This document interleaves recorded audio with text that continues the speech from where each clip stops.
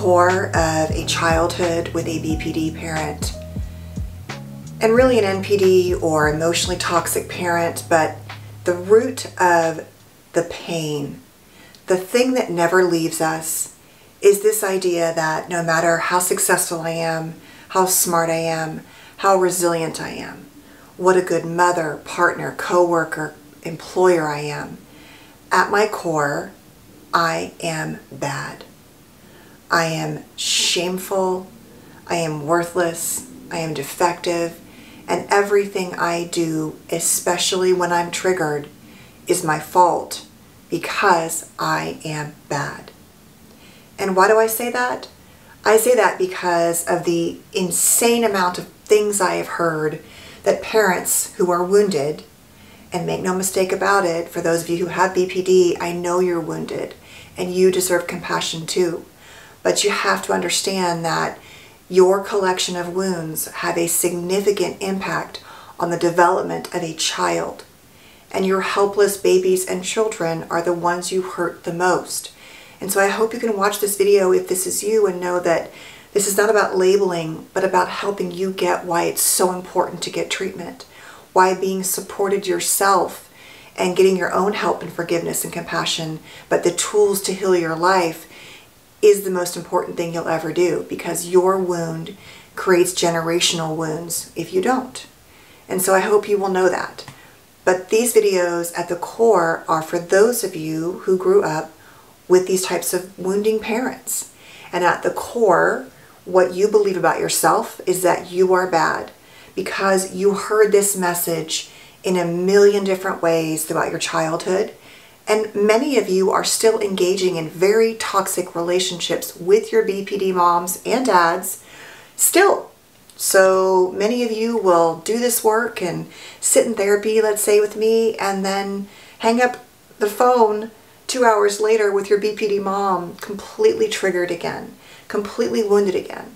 And so this video is really about what the path looks like to begin to climb out of the dark hole that you often live in as a child of a BPD mom or dad, because your core is you're bad.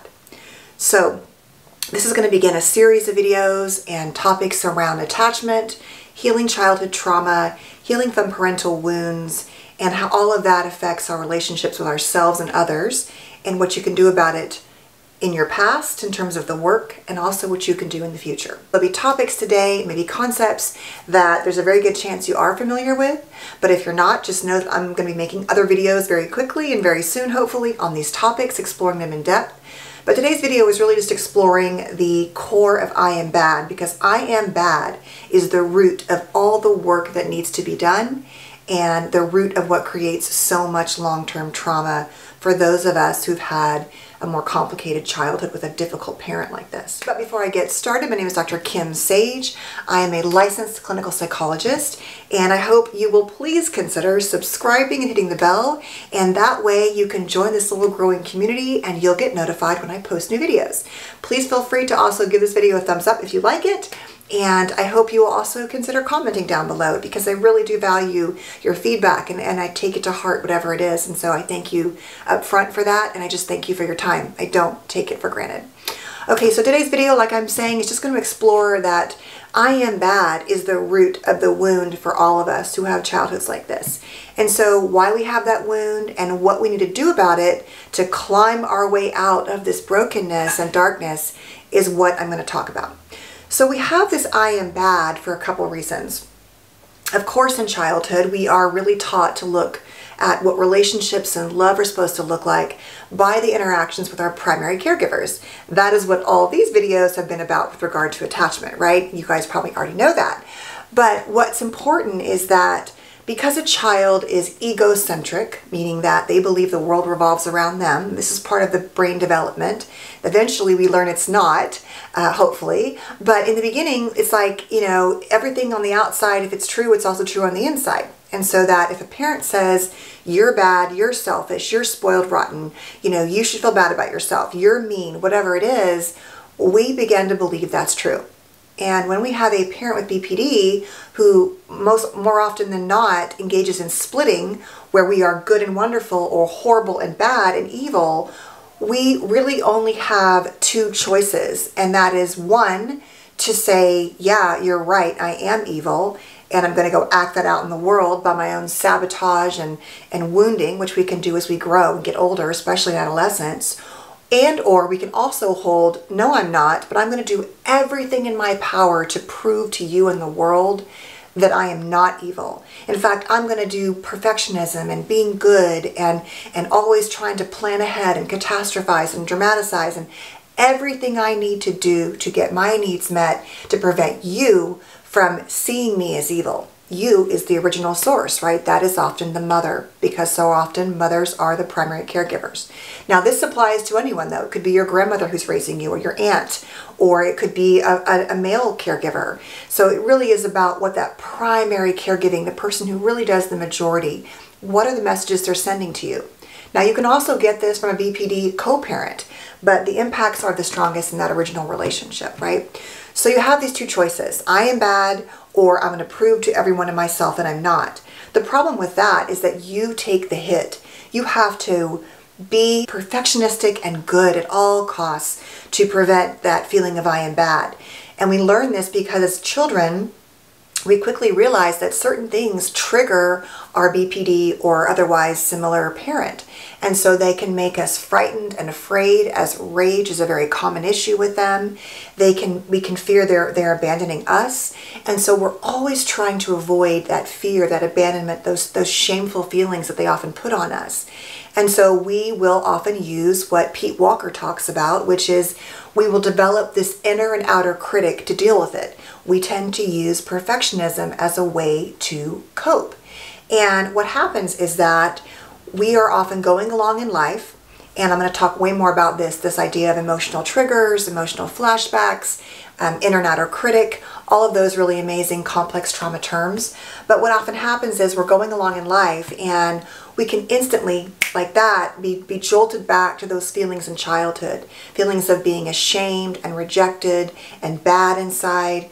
And so when we're in our perfectionistic self trying to not feel those things, life is complicated. We're going to fail at things. We're going to not be on top of things. There's just no way to be perfect. And so we can be quickly emotionally triggered into an emotional flashback of a feeling we had in childhood that is, sort of kicked off by this need to be perfect. And then that starts a whole flow of issues that can really cause us to be quite regressed in our coping. And oftentimes these emotional flashbacks don't tend to have a visual component, unlike typical PTSD. And so it's just a feeling we have. And so people will describe things like waking up in the morning in a bad mood and feeling flooded in that I have to do everything and take care of everyone. Another one that happens is oftentimes in childhood we were abandoned a lot, or we were, like I said, afraid. And so we can come in the door from work, let's say. And if that was a time in childhood when our parents were often raging and angry and we felt like we had to make everything right so they wouldn't get mad at us, we can come in the door from work with our kids and feel unappreciated, like they didn't do their chores. And that can trigger our sense of, oh my God, it's all on me. I feel overwhelmed and flooded. Oh, I can't handle it all. I'm not perfect. So that gets triggered. And we get upset and irritable and angry. And the anger is not necessarily at our children. It's often at us for our own feelings of incompetence and feeling out of control or not setting good boundaries. But of course, they experience it as you're just mad at them. And so that doesn't feel very good. It doesn't feel good for them or for you. So we're going to talk a lot about that and how that happens. But you need to understand that this internal critic really arises as a self-protective mechanism to keep you safe in childhood, to prevent bad things from happening to you. Except it often doesn't, because the root of BPD and borderline is this emotional instability and relational instability, meaning that it's not safe. The core of a BPD childhood is often attachment gone horribly wrong. And that is why we see complex trauma, which can often be the result of these childhoods, as an attachment disorder. That this is attachment without the tethers to security and attunement that it actually needed to thrive and survive.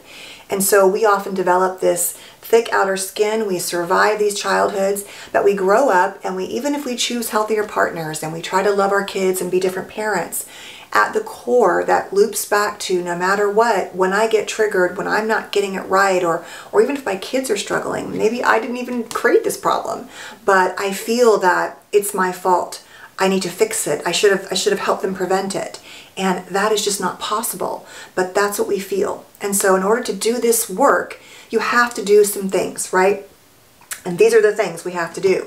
We have to first begin to understand that this is the core, that this is where we go, that when we're really being honest with ourselves, it's about our own failings.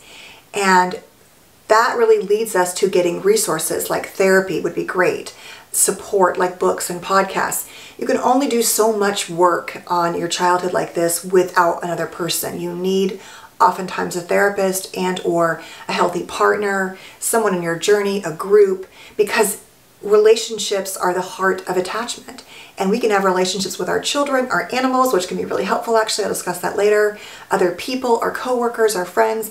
We're going to be potentially triggered all of the time because relationships are complicated. People are going to let us down. They are going to expect more of us. So we're going to put so much pressure on ourselves that we're always failing everyone else, even when we're not, right? So you have to begin with understanding that a relationship with somebody else that can act as a healing component is really helpful. Now, I know that's hard to get sometimes, but I would really encourage you to find ways to make that happen in whatever form that is. But getting educated is the first thing, right? And once you get educated about what BPD is, that's why the book on understanding the borderline mother, I think, is so helpful, and other resources, because it helps you crystallize the fact that, wait a minute, this is actually not me, this was her or him, and it's not my fault. But that comes in a cognitive way. What we have to do is work on integrating the cognitive with the emotional, with the body, and that's really important too, because the body is that when we were triggered in childhood as a result of her rage or our abandonment fears, our autonomic nervous system got involved too. It was in fact responding before we even knew what was happening. And so we're going to talk about trauma typologies and what that looks like, and how we can either go into sort of fight, flight, fawn, or freeze. And we have these ways that we tend to lean into to deal with those feelings of being out of control and to being emotionally triggered in a flashback. But you have to understand that getting the data and accepting the fact that you had a parent like this is a double-edged sword, because once you accept it and you admit it and you say, okay, not because you want to label like, oh, I had a BPD mom, but because having a BPD mom gives you a pathway and a map to understanding how you may have been impacted and what is going to help you heal.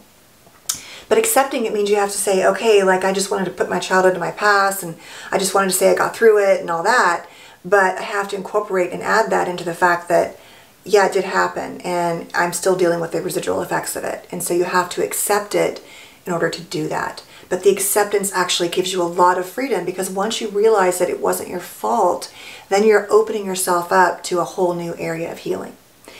The next thing besides that is that once you do this acceptance and you begin to educate yourself, you are going to have to deal with your current BPD relationship with your parent if the person is still alive.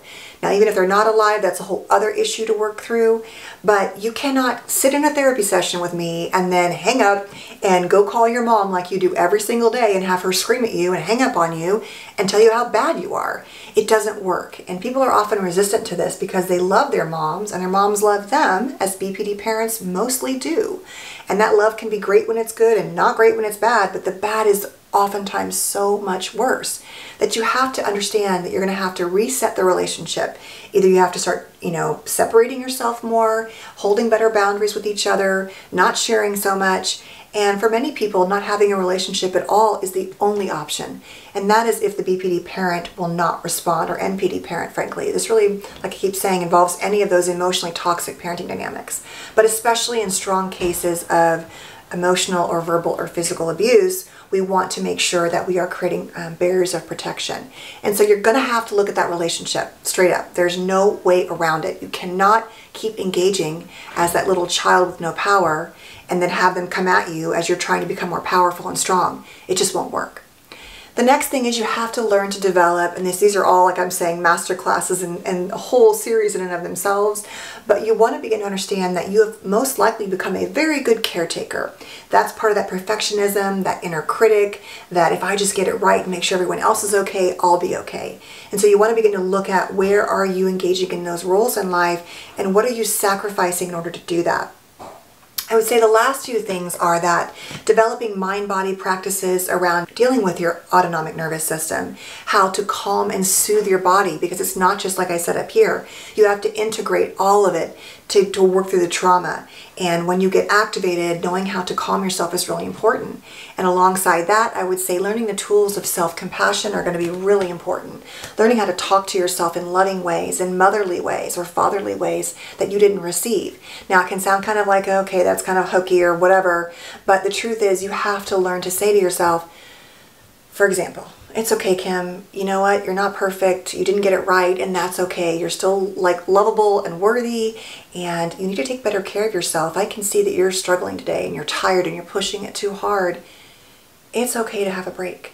It's okay to not deliver a video like you wanted to a few days ago because you were trying to take care of yourself and it was too much.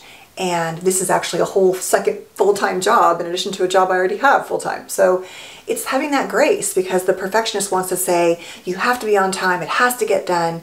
And in some cases we don't have wiggle room, but in some that we do, it's important to be that loving parent that says, take a breath, it's okay, we'll get it done, I'm here to help you. So I hope this helps you understand that when you go to that dark place inside where you feel this sort of emptiness and darkness that no light can shine in, especially when you're triggered. Oftentimes we develop this tough shell and we're fine and we've got it, but when we're really breaking down, what we're really feeling is that we're broken and we're bad inside, and we're defective and shame-filled, and we'll never figure it out. And certain things will trigger that more than anything else, and that is if you're a parent yourself, when you feel like you're failing your children, and or when you feel like you're failing your partner.